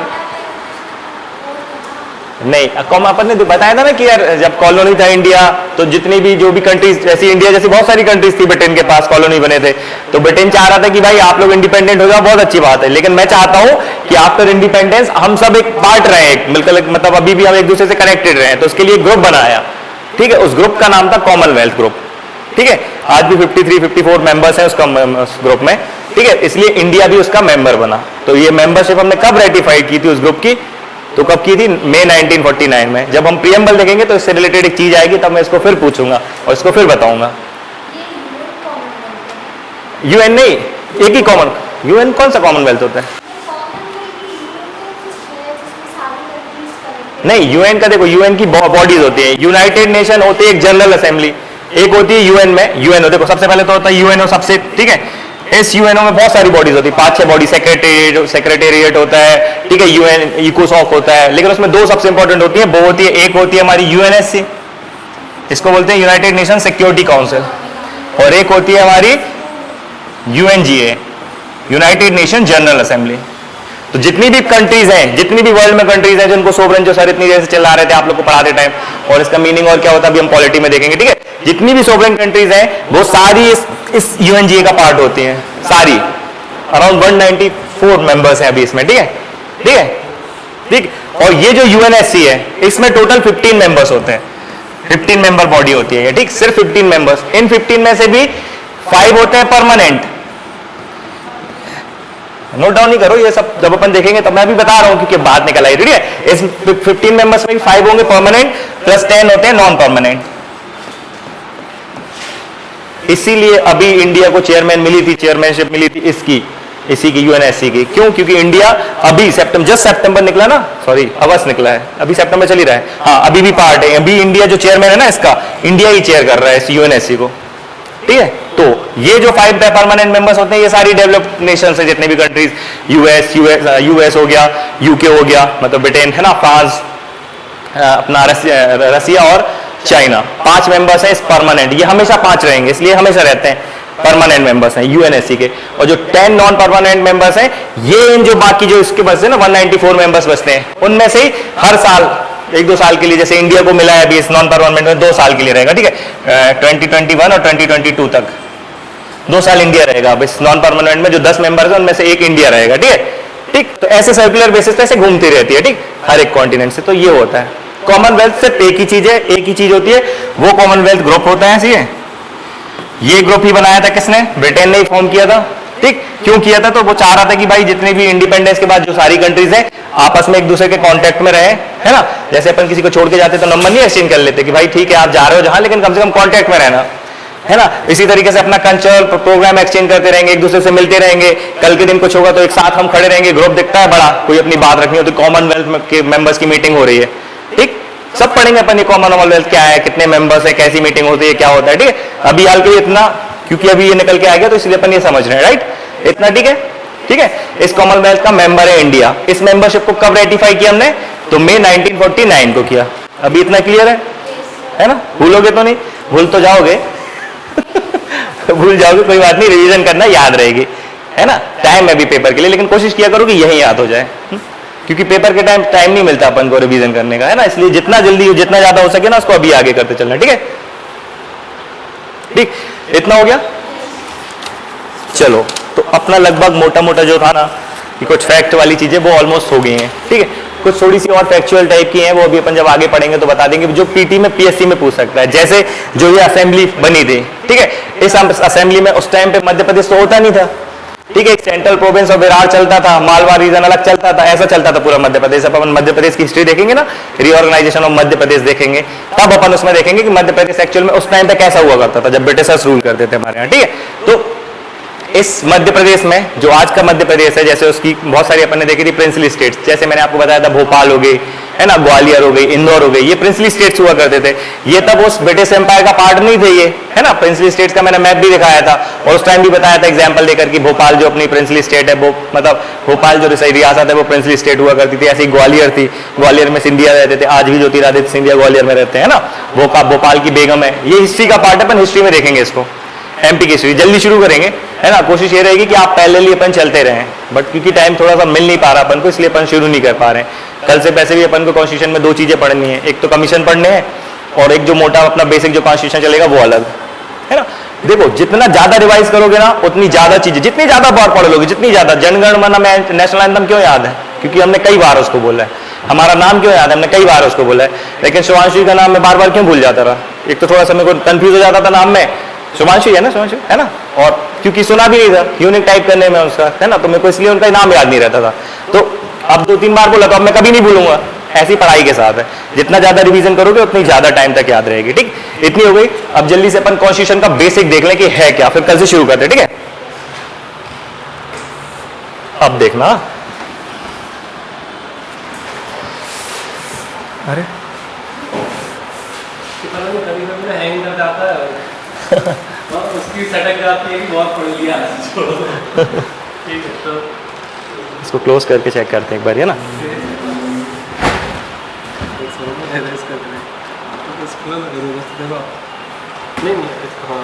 हो गए, भाग गए इसके भूत, ठीक है। अब देखते हैं अपन सबसे पहले कि कॉन्स्टिट्यूशन क्या है। तो 4 बेसिस पे अपन देखेंगे भाई साहब, मतलब कॉन्स्टिट्यूशन को 4 तरीके से देखेंगे, ठीक है। देखो, फर्स्ट अपन देखेंगे कॉन्स्टिट्यूशन क्या है।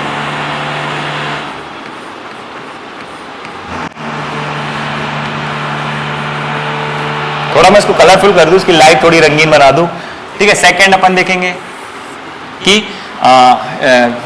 कॉन्स्टिट्यूशनलिज्म क्या होता है?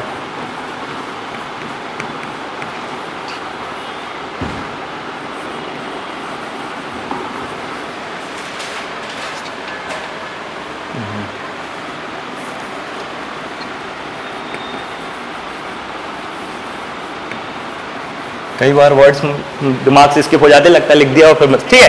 थर्ड नंबर पर अपन ये देखेंगे कि भैया इसमें कॉन्स्टिट्यूशन कंटेन्स क्या क्या चीजें हैं कॉन्स्टिट्यूशन के अंदर, ठीक है हमारे।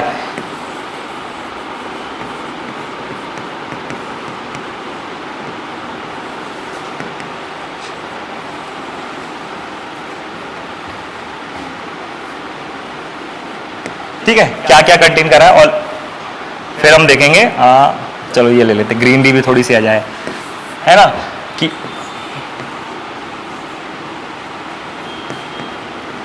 Organs of the government.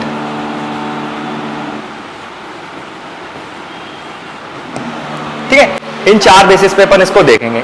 ठीक, इतना कल से अपन नोट डाउन नहीं करना, मैं नोट ही वो दे दूंगा, ठीक है, कहीं लगेगा तो अपन नोट डाउन करा देंगे। ठीक, तो सबसे पहले तो क्वेश्चन आता है कि ये क्या है, कॉन्स्टिट्यूशन क्या है ना। तो कॉन्स्टिट्यूशन क्या है, तो कोई आपसे पूछे सिंपल वर्ड्स में कि कॉन्स्टिट्यूशन क्या होता है, तो आप बताना कि constitution is nothing but the supreme law of the country. किसी भी कंट्री का जो सर्वोच्च कानून होता है उसको ही हम संविधान कहते हैं।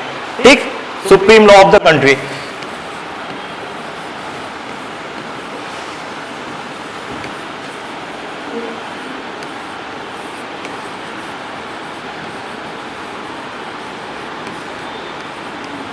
ठीक है, जैसे अब समझना, अपनी सबकी फैमिली है, ठीक है, फैमिली समझ लो आप एक देश है, ठीक है, एक फैमिली अभी एक देश है, आपकी फैमिली एक अलग कंट्री है, आपकी फैमिली अलग कंट्री, मेरी फैमिली अलग कंट्री। इस कंट्री में सबसे सुप्रीम कौन है, हमारे पापा। ठीक है, तो वो जो लॉ बनाते हैं हमें सबको फॉलो करना पड़ता है, ऐसा तो नहीं कोई उनके लॉ से बाहर चला जाए, और अगर ऐसा कोई करता तो देश निकाला हो जाता है, घर से निकाल दिया जाता है ना। तो एक अपनी एक फैमिली है, उस फैमिली में जो सबसे मतलब सर्वोच्च, अगर अपन बोले कि सबसे बड़े ऑफिसर कौन है, मतलब सबसे बड़े वाले कौन है, मतलब पापा होते हैं, मम्मी है ना, सब लोग।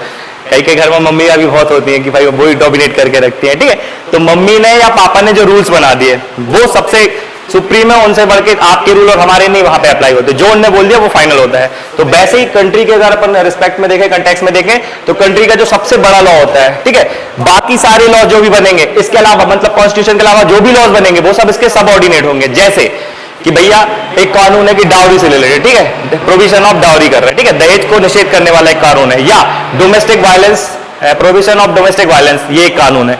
तो ये संविधान के अंदर ही बनेंगे, ये संविधान से बढ़ के नहीं हो जाएंगे। ठीक है, तो ये सबऑर्डिनेट होंगे संविधान के। ठीक, मतलब संविधान सबसे बड़ा रहेगा, उससे ज्यादा बढ़ के कुछ नहीं हो सकता। जो इसमें लिखी है चीजें उसको आप वो नहीं कर सकते, मतलब ये समझ लो विधि का विधान है कि जो लिख दिया उसको कोई नहीं मिटा सकता।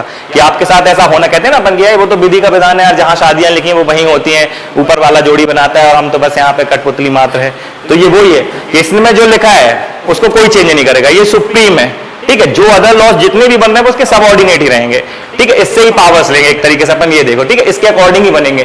कोई ऐसा लॉ बनेगा जो इस चीज को वायलेट करेगा तो उसको ही नल एंड वाइड करार दे देगा सुप्रीम कोर्ट। अभी अपन सारा देखेंगे। ठीक है, अभी के लिए समझ गए क्या है। ठीक है, तो supreme law of the country होता है, और इसका काम क्या होता है कि भैया ये पावर देता है किसको, गवर्नमेंट को वर्क करने के लिए। ना it makes government work.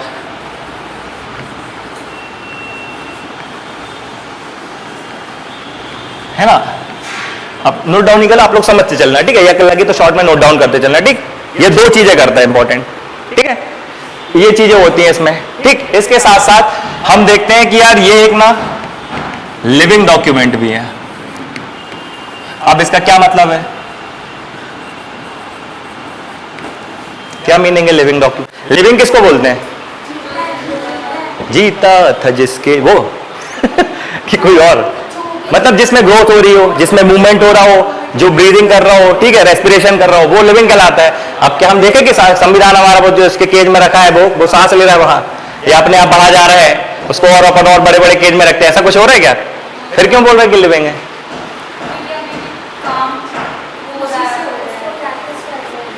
Practice कर रहे हैं, चलो ठीक, सबके सब सही है। लेकिन देखो, इसको लिविंग का मतलब है कि हाँ, जो हमारे मतलब जिसको अपन कह सकते कि यार रेलिवेंस, ये हमेशा रेलिवेंस है। जो भी इसमें रेलिवेंट है, इसमें जो भी चीजें लिखी वो हम अभी भी तब भी थी, अभी भी और आगे भी रहेंगी। ठीक, और इसको रेलिवेंट बनाए रखने के लिए हम मतलब पार्लियामेंट हमारी टाइम टू टाइम बहुत सारी अमेंडमेंट करती रहती है, जिससे भी हमें पता चलता है कि यार ये एक लिविंग डॉक्यूमेंट्स है। जैसे अभी रिसेंटली एक अमेंडमेंट हुआ है, किसी को पता है? 127 बिल था, वो रहा होगा, अमेंडमेंट था 105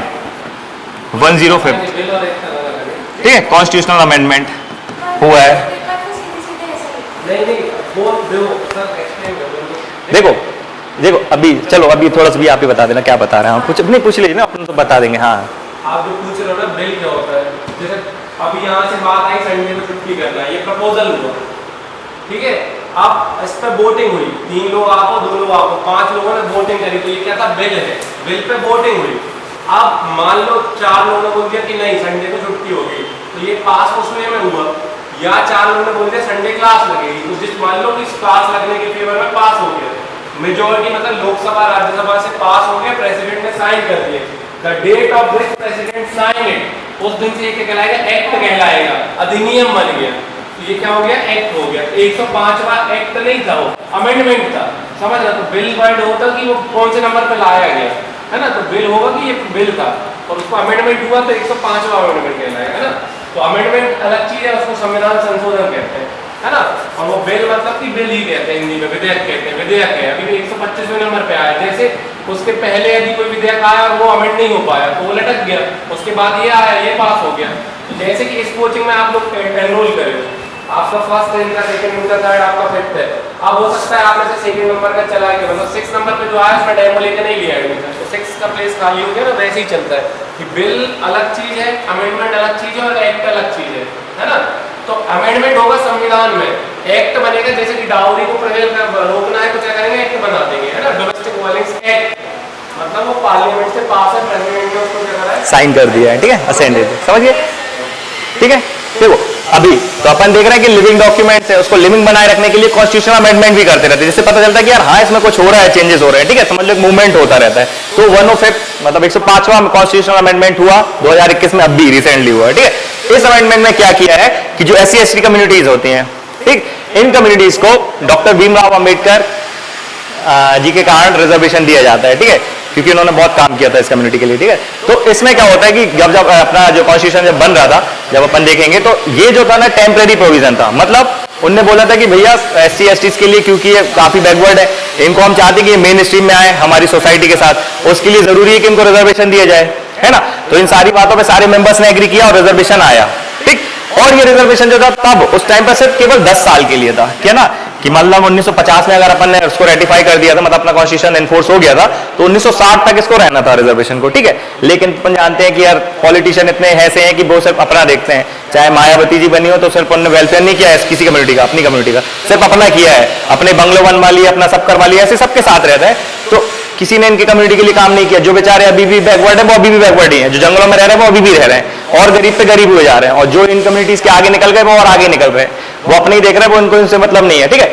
लेकिन क्योंकि रिजर्वेशन था तो जैसे ये 10 साल कंप्लीट होने वाले थे, फिर एक कॉन्स्टिट्यूशन अमेंडमेंट किया, फिर इसको 10 साल बढ़ा दिया, फिर जैसे 10 साल मतलब 10 साल बढ़ाया मतलब 60 में होने वाला था तो 60 में अमेंडमेंट करके इसको 70 तक कर दिया, फिर 70 में एक अमेंडमेंट किया तो उसको 80 तक कर दिया, फिर 80 में, हर साल 10 साल के लिए बढ़ा रहे थे, हर बार अमेंडमेंट कर रहे थे और 10 साल के लिए बढ़ा रहे थे। तो अब ये जो 105वां संविधान संशोधन 5वां है सर, ओ सॉरी ये 104 है, 105 तो उससे रिलेटेड ओबीसी है, ठीक है। नहीं भैया 105 ही है, 105 में ओबीसी को दर्जा दिया, हर राज्य फ्री हो जाएगा इसके, लेकिन SC ST का भी तो इसी 4 से किया है, हाँ ठीक है 4 है, ठीक है। तो ये कर दिया था, ठीक, 104 है, थोड़ा सा मेरे को हो गया था कंफ्यूजन, ठीक। तो 104वां संविधान संशोधन अभी रिसेंटली किया और उस अमेंडमेंट से अभी इनका रिजर्वेशन खत्म होने वाला था 2020 में, ठीक है। तो जस्ट इसको इसलिए इसको आगे बढ़ा दिया और इसको फिर से 2030 तक 30-31 तक के लिए 10 साल के लिए और बढ़ा दिया रिजर्वेशन। तो ये था, इस तरीके से ये देख रहे हैं अपन, बार-बार अमेंडमेंट भी हो रहे हैं, तो ये इसको लिविंग बनाए हुए हैं, ठीक है। तो ये इसका मीनिंग तीनों चीजें समझ गए, supreme law of the country होता है, मेक्स द गवर्नमेंट वर्क, ठीक है, और इसके साथ साथ लिविंग डॉक्यूमेंट्स होता है, इतना चीज क्लियर है। अब जो नीचे एक चीज दिख रही है आपको, ये कॉन्स्टिट्यूशनलिज्म, ये क्या है ना, इसको अपन बोलते हैं संविधानवाद।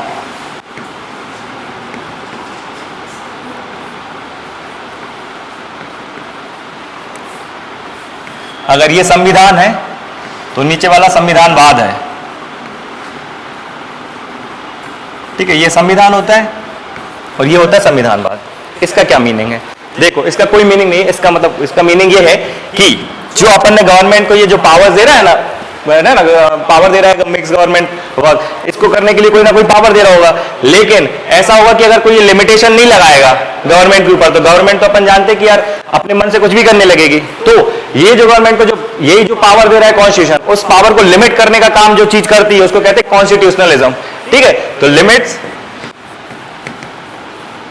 The power of government. ठीक है,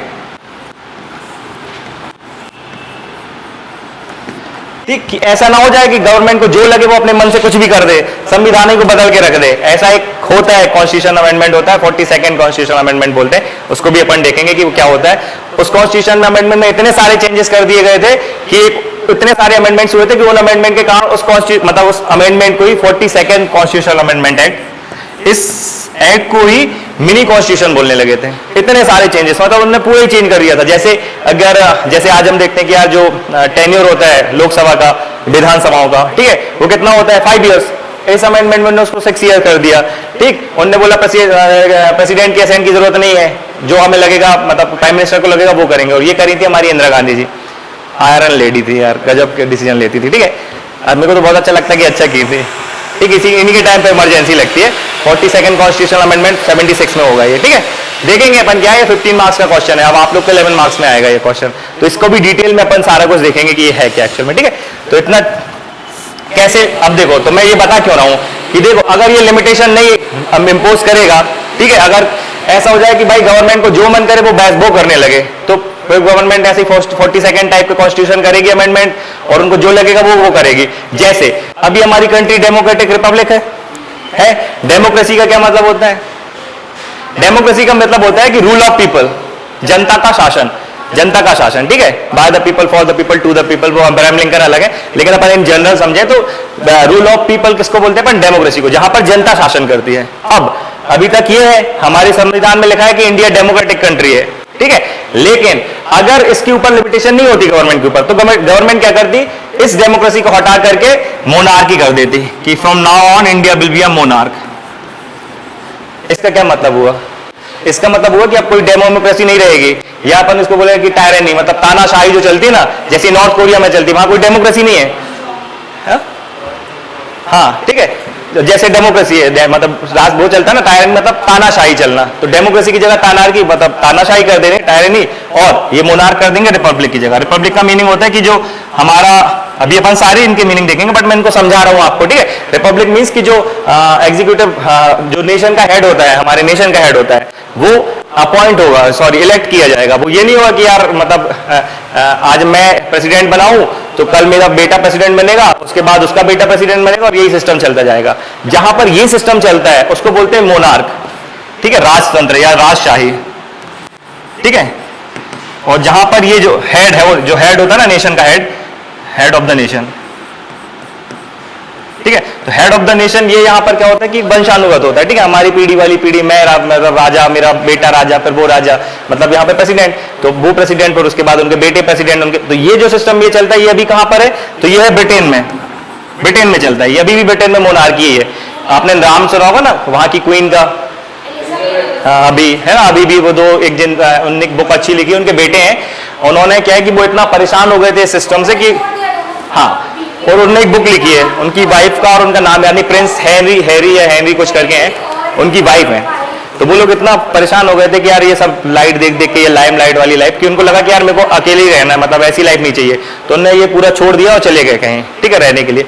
तो मैं ये समझा रहा हूँ कि मोनार्क मतलब ऐसे सिस्टम जहां पर अपन मतलब बेटे के बाद बेटे वाला सिस्टम चलता है, और मतलब रिपब्लिक वो कंट्रीज होती है जहां पर ये जो हेड रहता है ये वो वाला सिस्टम नहीं रहेगा, बल्कि इसको इलेक्शंस होते हैं, और इलेक्शन के बाद जो अपॉइंट होकर आता है वो नेशन का हेड बनता है। जैसे हमारे यहाँ प्रेसिडेंट, अब प्रेसिडेंट ऐसे है क्या कि रामनाथ कोविंद जी के फादर भी क्या प्रेसिडेंट हुआ करते थे?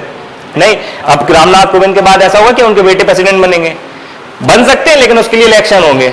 ऐसा नहीं होगा कि नहीं, अब हम बिल्कुल एकदम लिख गया है कि यार मैं प्रेसिडेंट तो मेरा बेटा भी प्रेसिडेंट बनेगा। ठीक है, इसको बोलते हैं रिपब्लिक चीज।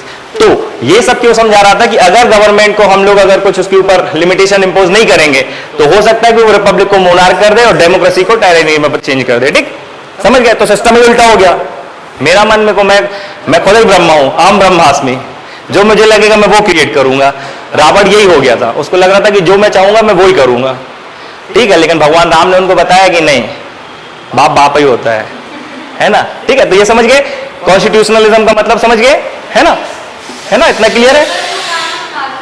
हाँ मोनार्की है भूटान में, हाँ श्रीलंका में डेमोक्रेसी है, रिपब्लिक डेमोक्रेसी।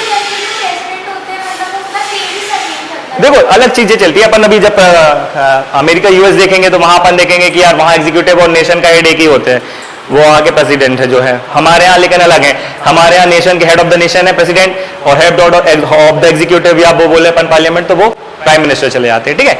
इनको बोलते हैं अपन, और अगर डिटेल में बोले तो एक रियल मतलब रियल हेड और एक नॉमिनल हेड। तो प्रेसिडेंट जो है वो नॉमिनल हेड है, क्यों है इसलिए मैं डिटेल में नहीं जा रहा हूं अभी, है ना, बस मैं इनका मीनिंग समझा रहा हूं कि ये कॉन्स्टिट्यूशनलिज्म का क्या मीनिंग है यहाँ पर, इतना क्लियर है ना, कि कॉन्स्टिट्यूशनल मतलब कॉन्स्टिट्यूशनलिज्म मींस कि limit the power of the government, है ना, लिमिट द पावर है ये, ठीक है, पावर्स ऑफ द गवर्नमेंट, ठीक है, कि गवर्नमेंट की पावर्स को लिमिट करना, उनको ये नहीं करने देना कि उनके मन में जो लगे वो ब्रह्मा जी जैसी नई सृष्टि क्रिएट कर दे, तो इस रिपब्लिक को मोनार्क में कन्वर्ट कर दें और उसको उसमें कन्वर्ट कर दें, ठीक है, इतना क्लियर हो गया। ये पावर्स इंपोज करना कॉन्स्टिट्यूशनलिज्म कहलाता है, ठीक है, ठीक है। नेक्स्ट पे चलें। अब देखो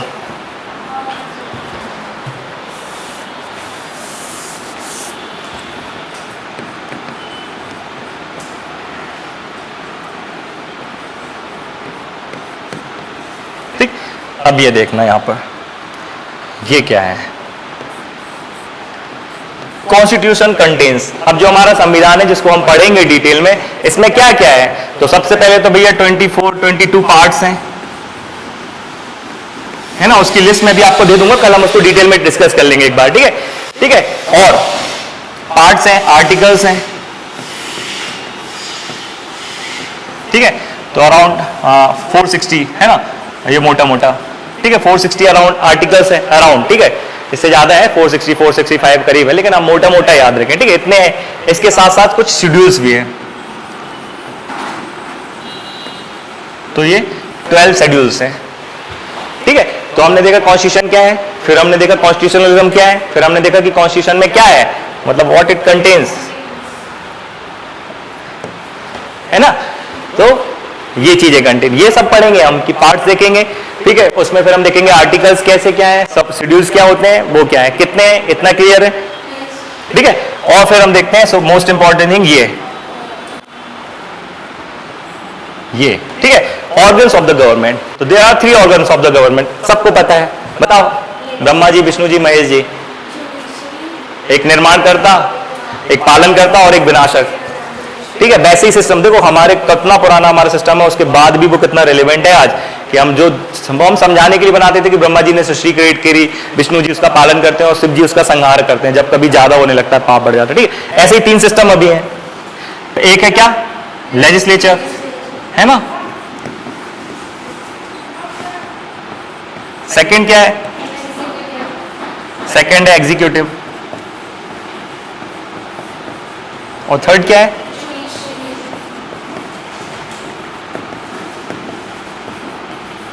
ठीक है। ये 3 चीजें होती हैं। अब देखना, ये जो लेजिस्लेचर होता है इसका क्या काम होता है, रोल क्या होता है, लेजिस्लेट करना, लॉज फ्रेम करना, है ना, लॉज बनाना। कौन बनाता है, तो पार्लियामेंट। सेंट्रल के लेवल पर 2 देखो, लॉज कौन फ्रेम करता है, तो सेंटर के लेवल पर पार्लियामेंट है कि नहीं है ना। और स्टेट में क्या है, स्टेट्स में कौन है, ये आती है हमारी लेजिस्लेटिव असेंबलीज, है ना। इसको LA लिख दे रहा हूं मैं, ठीक है, लॉस एंजल्स नहीं चले जाना, नहीं US पहुंच जाओ ठीक है। तो ये लोग है ना, ये लेजिस्लेट करते हैं, ये लोग लेजिस्लेचर में गए। अब आता है हमारा एग्जीक्यूटिव्स, ये भैया ये है बहुत, ये जो हम बनने जा रहे हैं, ठीक है, हम एग्जीक्यूटिव के पार्ट हैं। तो एग्जीक्यूटिव का काम क्या होगा कि जो लॉज इनने बनाए हैं, फ्रेम करे, उसको एग्जीक्यूट कराना, ठीक है, ग्राउंड लेवल पर। तो एग्जीक्यूटिव 2 टाइप्स के होते हैं, एक होता है हमारे कौन, पॉलिटिकल। मैं यहां इसीलिए कोशिश कर रहा हूं कि नेक्स्ट पेज तक ना जाना पड़े, अभी रिवाइज करेंगे ना तो एक बार पूरा यहीं पर देख ले, ठीक है। तो एक होते हैं पॉलिटिकल और एक होते हैं एडमिनिस्ट्रेटिव।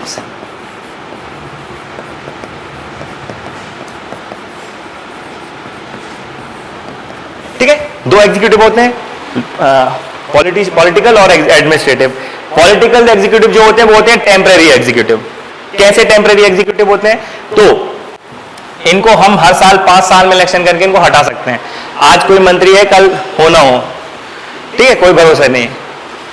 लेकिन ये जो एडमिनिस्ट्रेटिव है, जो हम बन के अपॉइंट होके जाते हैं, हम अगर एक बार अपॉइंट हो गए तो जनरली हमें फिर हटते नहीं। अब हमारे कर्म ही ऐसे हो कि हम किसी से ब्राइब लेते हुए पकड़ा गए हों, हमने कोई और ऐसे काम कर रहे हो, तो वो अलग मैटर है। अदरवाइज एक बार आप अपॉइंट हो जाओ तो जब तक रिटायरमेंट रहता तब तक आप हमेशा बने रहते हो, इसलिए इसको बोलते हैं परमानेंट। ठीक है, तो एडमिनिस्ट्रेटिव जो होते हैं एग्जीक्यूटिव, ये परमानेंट होते हैं, और जो पॉलिटिकल एडमिनिस्ट्रेटिव मतलब होते हैं ये लोग एग्जीक्यूटिव, ये नॉन परमानेंट होते हैं या टेम्परेरी होते हैं। कैसे होते हैं समझिए, है ना? ठीक, अब आती है हमारी जुडिशरी। तो जुडिशरी में सबसे टॉप पर कौन है कि हाई कोर्ट, है ना? फिर उससे नीचे कौन आता है सुप्रीम कोर्ट से, है ना? हाई कोर्ट्स आते हैं। फिर उसके बाद कुछ सब ऑर्डिनेट कोर्ट्स आते हैं ना, सब ऑर्डिनेट कोर्ट्स ओसी। हाँ, गांव में फिर वो अलग चलता है, नहीं गांव में वो जो बोल रहे हैं ना खाप पंचायत है, वो अलग लेवल पे अपना कानून बनाती है, उनका अलग ही चलता रहता है ना? लेकिन वो इस सिस्टम में नहीं आते वो लोग, वो एक्स्ट्रा कॉन्स्टिट्यूशनल, यहाँ अपन बोलकर उसको बोले कि वो नॉन कॉन्स्टिट्यूशनल बॉडीज है। एक्स्ट्रा कॉन्स्टिट्यूशनल, नॉन कॉन्स्टिट्यूशनल और कॉन्स्टिट्यूशनल और स्टेट्यूटरी, ये सारी चीजें क्या है? ये राम बाणा भट्ट के जो शब्द लग रहे हैं कि भगवान यहाँ से मैं दान तान के मार रहा हूँ आप लोगों को, और ऐसा लग रहा है कि पता नहीं क्या क्या बोले जा रहा हूं मैं। ठीक है, तो वो सारा कुछ देखेंगे, बिल्कुल डरना नहीं। जैसे अपन ने ये चीजें क्लियर करी है ना, जब वो आएगा ना उनका टाइम, इनका टाइम भी आएगा, है ना? इनका टाइम भी आएगा, है ना? आगे की लाइन आपको पता है। ठीक है, तो इतना क्लियर हुआ, है ना? चलो, तो अब देखो थोड़ा सा अपन और यहाँ पे देखना, यहाँ पे अपन ने ये चीजें देखनी। ठीक है, स्टार्टिंग से देखे कॉन्स्टिट्यूशन क्या है कि supreme law of the country होता है। इसका काम क्या होता है कि ये भैया गवर्नमेंट को कैसे काम करना है ये देख बताता है ना, कि हाउ मेक्स गवर्नमेंट वर्क्स। ठीक, और ये एक लिविंग डॉक्यूमेंट्स है, कैसे अपन ने देख लिया। अब अपन ने देखा था कॉन्स्टिट्यूशनलिज्म, मतलब limits the power of the government. ठीक, हाँ, यहाँ पर एक चीज आप नोट कर लेना कि कैसे लिमिट कर रहा है, ये पावर तो है गवर्नमेंट की लिमिट करने के लिए, लेकिन कैसे लिमिट हो रही है गवर्नमेंट की पावर, कैसे लिमिट, इसके लिए हमने क्या प्रोविजन करे हैं। तो सबसे पहला तो जो कॉन्स्टिट्यूशन खुद ही बना है, अपन ने देखा ना कि इस कॉन्स्टिट्यूशन से बढ़ के अगर कोई भी चीज होगी इसको अनकॉन्स्टिट्यूशनल करार दे देगा। ये जो जुडिशरी बैठी है ना, इनके काम क्या है देखो, इसका नहीं अपन डिस्कस कर पाए थे, इनका तो देख लिया लेजिस्लेचर का क्या था, एग्जीक्यूटिव का क्या था। जुडिशरी का तो एक लॉ जो सबको न्याय देना, मतलब जस्टिस देना, वो तो होता ही होता है। साथ ही साथ ये देखना कि जो कुछ भी गवर्नमेंट, मतलब ये जो एग्जीक्यूटिव ये लोग कर रहे हैं ना, पॉलिटिकल और एडमिनिस्ट्रेटिव, और ये जो लेजिस्लेचर कर रही है, ये कहीं कोई ऐसा काम तो नहीं कर रही जो नॉन कॉन्स्टिट्यूशनल हो या कॉन्स्टिट्यूशन से कहीं हटके हो, है ना? जैसे मैंने अभी यही बताया था ना कि ये मोनार्क वाला सिस्टम, क्योंकि हमारे कॉन्स्टिट्यूशन में लिखा है क्लियरली कि हम एक डेमोक्रेटिक रिपब्लिक कंट्री होंगे, तो हम वही रहेंगे। अगर हमारी गवर्नमेंट चाहे भी कि हमें मोनार्क में कन्वर्ट कर दे, तो ये जो बॉडी यहाँ पर बैठी है ना, ये ब्रह्मा जी, विष्णु जी और ये महेश जी, ये उसका विनाश कर देंगे वहां पे, मतलब उसको नल एंड वॉइड डिक्लेयर कर दिया जाएगा। ठीक है, वो खत्म हो जाएगा, और वो कॉन्स्टिट्यूशनल अमेंडमेंट जो भी करेगा उसको खत्म करके एज इट इज जो स्टेट है वो मेंटेन रहेगी।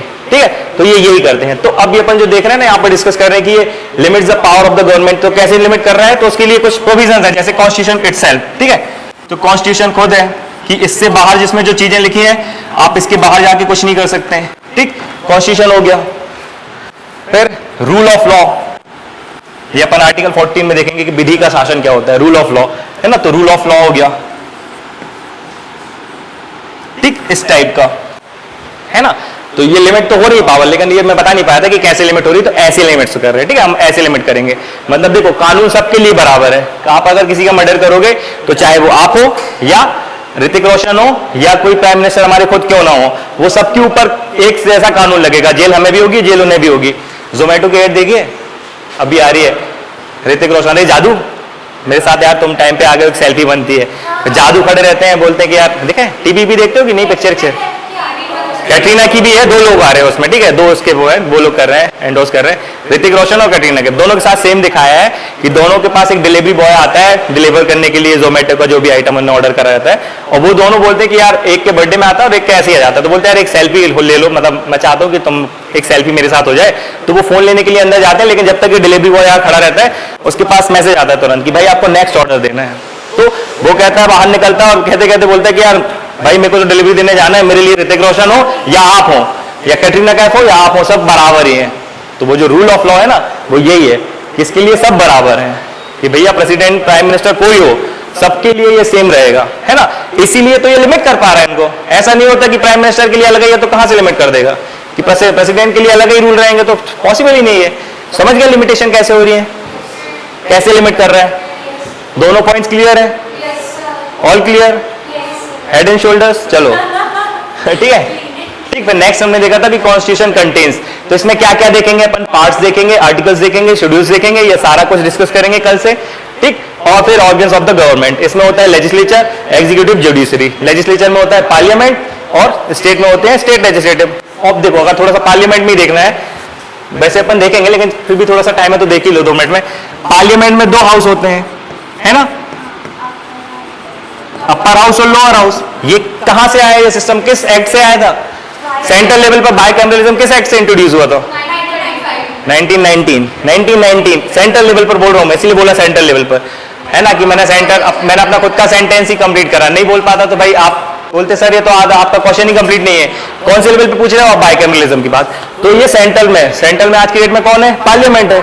तो बाइकैमरलिज्म हमने इंट्रोड्यूस किया था गवर्नमेंट ऑफ इंडिया 1919 से इस लेवल पर, ठीक है। इसमें 2 हाउस होते हैं, अपर हाउस और लोअर हाउस, है ना। अपर हाउस को क्या बोलते हैं आज? राज्यसभा। और इसको क्या बोलते हैं? लोकसभा, है ना।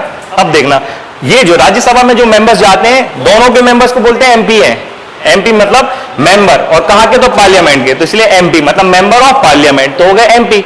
सिमिलरली अगर स्टेट्स की अगर हम बात करें, स्टेट्स के अंदर, ठीक है,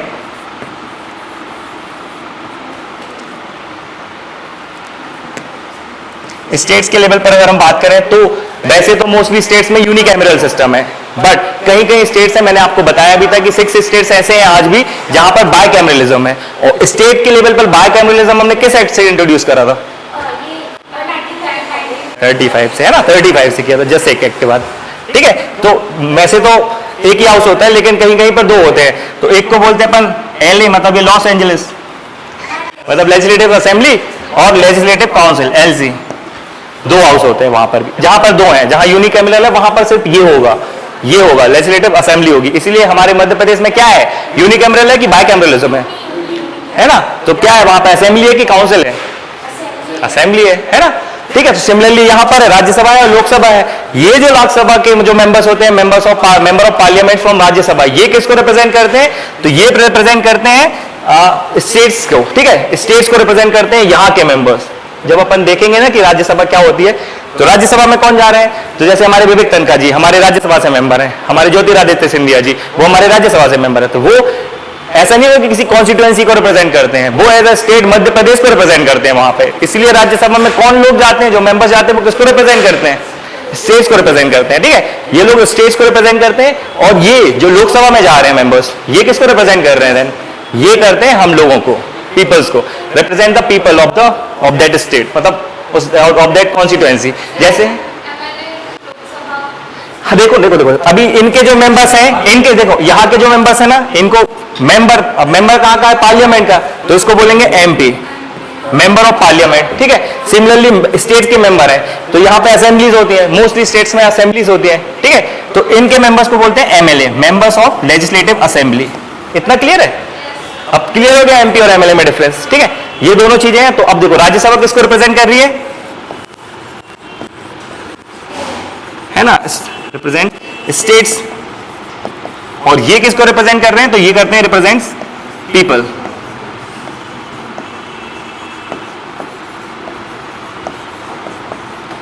क्लियर है? सब पढ़ेंगे अपन फिर से, मैं बस बता रहा था कि ये क्या है। चलो समझ गए पूरा, सारा कुछ क्लियर है ना। कल पूछूंगा और कोशिश करेंगे जितनी जल्दी थोड़ा सा अपन आगे बढ़े तो टेस्ट भी आपका जल्दी ही लेंगे, ठीक है। अदरवाइज क्वेश्चन तो मैं कहीं से भी पूछ लूंगा आपसे, कभी भी पूछ लूंगा। ऐसे सरप्राइज टेस्ट होता है ना, तो